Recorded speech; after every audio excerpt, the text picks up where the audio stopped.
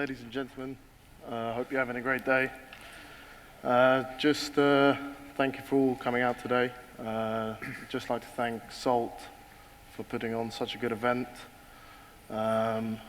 We'll be discussing Moneyball football today. We'll be talking about the data's importance in football recruitment, as well as talking about challenges that footballers face on and off the pitch.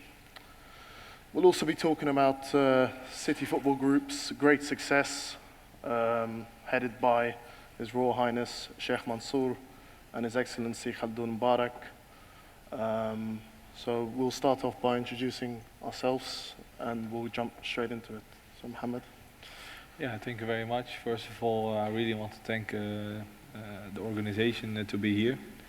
It's lovely to be here. Before I worked for Lagardère Sports and Entertainment. It's a big sports marketing company based in France.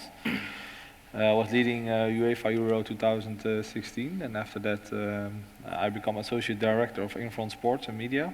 This organization was run by the Wanda Group, a Chinese big sports marketing company. After that, I was also Commercial Marketing Director of Al Jazeera Football Club, based in Abu Dhabi.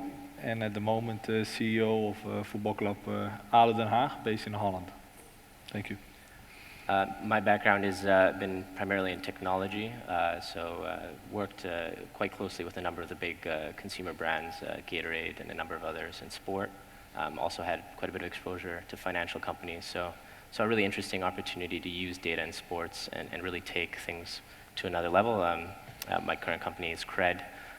And we invest in talent, primarily footballers, and we use data to effectively identify the best players to invest in. So I'm the founder and CEO of Adroit Sports Management, which is a firm based in London, and we're representing and managing the careers of professional footballers across Europe's top 5 leagues. We're also advising several football club owners on transfer policies, and that's what we do. So we'll jump right into it. So City Football Group are the most successful franchise and alliance right now. We've had successes like the Red Bull franchise with Red Bull Leipzig and Red Bull Salzburg. We've had the companies like Coresport, Capital as well, but City Football Group is now the most valued group at $4.8 billion. Right now they've just sold 10% to Silver Lake and a recent acquisition for 500 million. And really we're interested into looking how they've created such a successful brand. And I think one of them is that they've jumped on the wave of globalization of football. More countries now have access to internet, which means they're watching more football matches, which in turn increases TV rights and broadcast revenue. So we see there's a 15% increase in player salaries over the last 35 years, and that's no coincidence. So, John, if you could tell us a little bit more about how City Football Group have used technology to infiltrate and penetrate this market. Yeah, so I mean, the macro in football is quite interesting at the moment. So the 15% wage growth has been the last 35 years annually. So I mean, there's not a lot of industries that are going at that rate. I think one of the main reasons and drivers of that has been, there's a limited supply. The example is Premier League as an example. You have 500 players, and you have, 1 billion fans that watch the game. And there's more and more countries watching the game than ever before. That opens up commercial opportunities internationally. That opens up, new player access to markets that weren't there before. New fans, of course, as well. And there's a total of 4 billion people that watch football. There's huge potential still upside in that growth. I mean, we've seen it in broadcasting. There's been a 30x increase in broadcasting in the last 20 years. So you've kind of seen this macro trend of economic growth around this space as a whole. And with the globalization, I mean, a good example is on the City football side. I mean, they have eight teams now internationally in all these different markets with shared resources and learning. And when you see that kind of aspect and how that globalization has actually benefited football as an industry and how it's benefited them, it's something that more and more clubs, I think, are catching on to that trend. Yeah, absolutely. I think you can see it in the football market is really growing as fast. The multi-club ownership is something that It happens more and more and often. That means that also, let's say, the smaller clubs will or join a big corporate or try to find synergies with other clubs in the world. Otherwise, it will be really difficult for small clubs to heading up with the big clubs. And indeed, we can see that all this aspect around data is really growing. That's why I'm really happy that John is also here. And I'm really also curious also how the agents are looking into this development. Yeah, Mohammed, in our agency we've got several scouts which exploit the use of data in terms of recruiting players in our agency, so they have their own algorithm to find players which are undervalued by our competitors, but we see potential in them through stats. And obviously Cred have also helped us with this by defining players which are undervalued using their technology. And John, if you could expand as well on the technology that you use to find these players. Yeah, I mean, it's quite interesting. I mean, if you look at other sports, basketball, baseball, for example, there's been a lot more, the adoption came a lot earlier. You're now seeing football catching up, and it's catching up very quickly. I mean, we've been looking at what you can use from an on-field statistic point of view and an off-field statistic point of view, actually, to effectively determine the value of a player, what their wages are like, predicting things like injury. And when you can actually kind of get into that nitty-gritty and add that quantitative lens to decision-making, it obviously is a competitive advantage. We've seen that on the agent side. We've also seen it on the club side. Data is kind of that new competitive advantage, and I mean, you see this very much with some of the Premier League clubs that have very sophisticated data operation and how that's provided them with benefits. And of course, as you're probably aware, 70 to 80% of all capital spent by clubs is spent on wages. So it's really important that you're getting as much efficiency on what players you're investing in, what players you're bringing on, and a lot of that information can be shared to help make better decisions. You can see that there's a big difference in using data as leading or as a tool. So what you can see is that football clubs beginning was really using as a tool to find better players, to increase the money value of the team. But what we can see is that now bigger clubs and even our club is now trying to get data more leading, because we found out that we can really increase our players' budget and also increasing the value of the players in the pitch. And I think that is something unique. And also when we have now discussion with football agents, let's say 5 years ago, 6, 7 years ago, it was like this, that we only speak about the player's performance in the previous club, but we never discuss about the value in the upcoming years, or let's say what John is also saying about the injuries and evaluation of the players. So I'm really curious if in agents' world you're also really working on this thing. Yes. I think a lot of football clubs are going to be wary of agents that have access to this sort of data, because it actually gives us leverage in negotiation when we're going up against CEOs or sporting directors and renegotiating terms for our clients. We can see where the benchmark is to actually come in for a price and negotiate for the player. So we've had it recently with one player in England where a club has undervalued him, where they're underpaying him, but we have the data to back it up against the club and say, actually, hey guys, we're not here just talking rubbish, we're actually talking facts, and here are the data and the facts to back it up, and this is why he should be on higher salary than what he's on now. So a lot of clubs are going to need this algorithm and data to help combat other agents from using it against them. But for now, I'm using it as a tool for sure. Yeah, I mean, you see this, like one example that we kind of found, which is kind of quite interesting, is if you would expect what kind of age group of players do you think gets the most injured? I think most people would assume it's older players, right?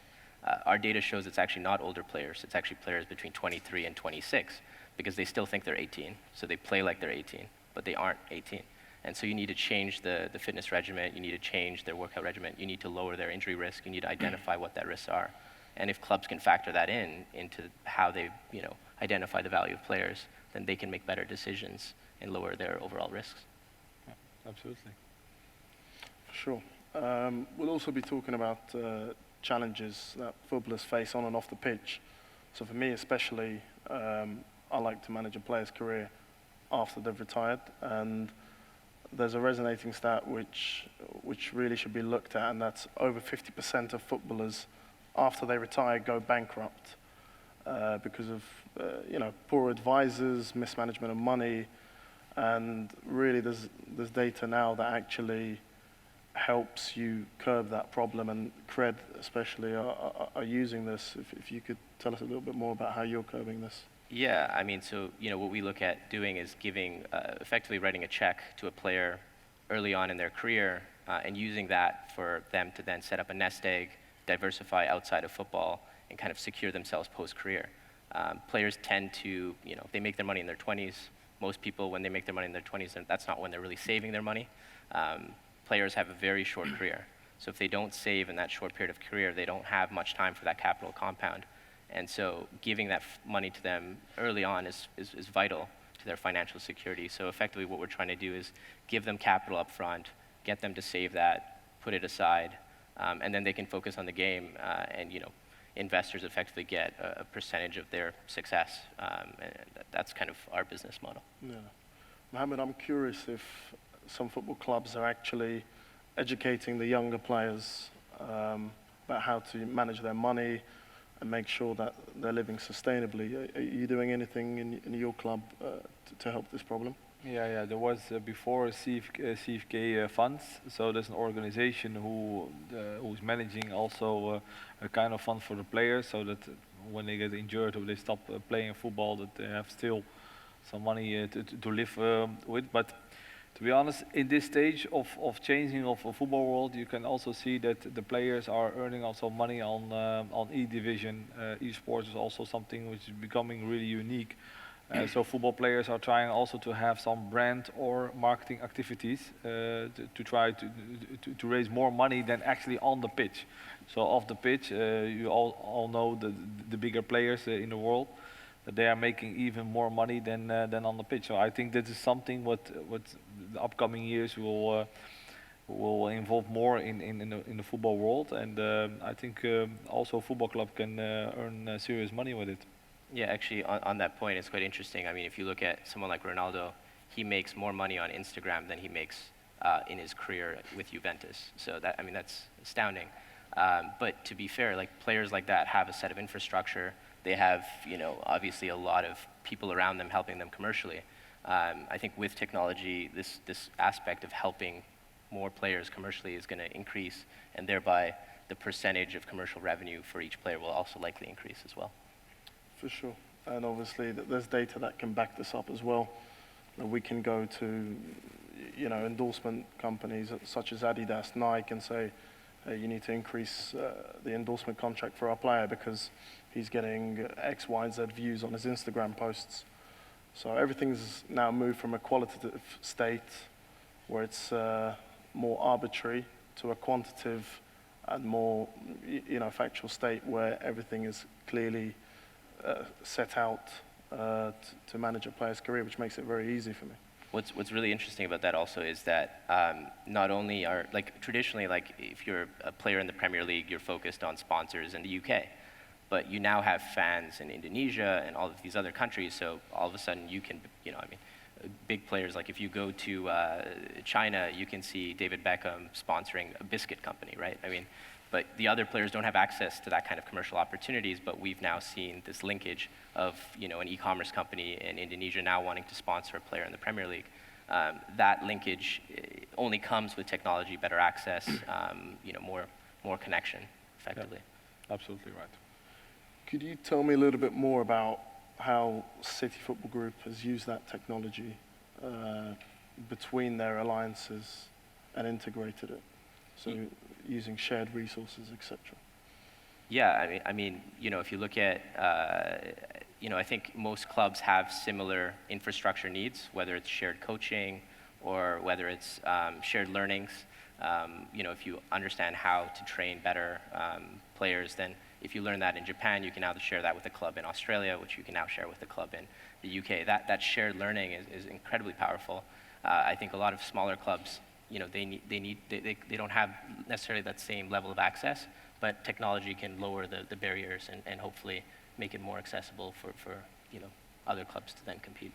Absolutely, you have in the City Football Group you have two very good examples. Success story: Patrick Vieira, a French player. He had the learnings as a coach, and he was also coach of New York City. And now you have a Dutch player, former player Giovanni van Bronckhorst, is also have, let's say, a traineeship in the City Football Group cycle, and maybe you will become one of the coaches. So this is something is very unique, and we are trying also to do that with our own club out of Den Haag. We have a Chinese owner, United Fencing. So we are trying now to find synergies between China and Holland, and also to have learnings. But okay, it's different if you have more clubs to work with. So at the moment we are trying also to expanding, but I think this is really the future, and for sure City Football Group is doing amazing work. Sure. And how have you found it, Mohammed, how have you found it commercially in Holland? Obviously it's easier to build a massive commercial brand if you're a large club in England, such as Manchester City or Manchester United. How have you found it in Holland, where the TV rights and the broadcast revenues are much lower than Premier League revenues? Yeah, that means that you need really to think about to find synergies with other countries to manage also the TV rights. So our TV rights is from IMG, a big American company who is having the rights. But it means that you can also do some on OTT base, let's say on internet, to show also your games, and during the games you can have some advertising to earn some money with it. So you need, as a small club, you really need or to find synergies or to be financial. Let's say you have a big financial capital behind you, or you need to look for the internet, and that's why I said that the E division is something what is growing and growing, and small football clubs can really earn some good money with it. Brilliant. Okay, gentlemen and ladies, that's all the time that we have today. It was great having you all. If you have any questions, please feel free to ask us on the floor. And yeah, I hope you have a great SALT conference. Thank you. Thank you.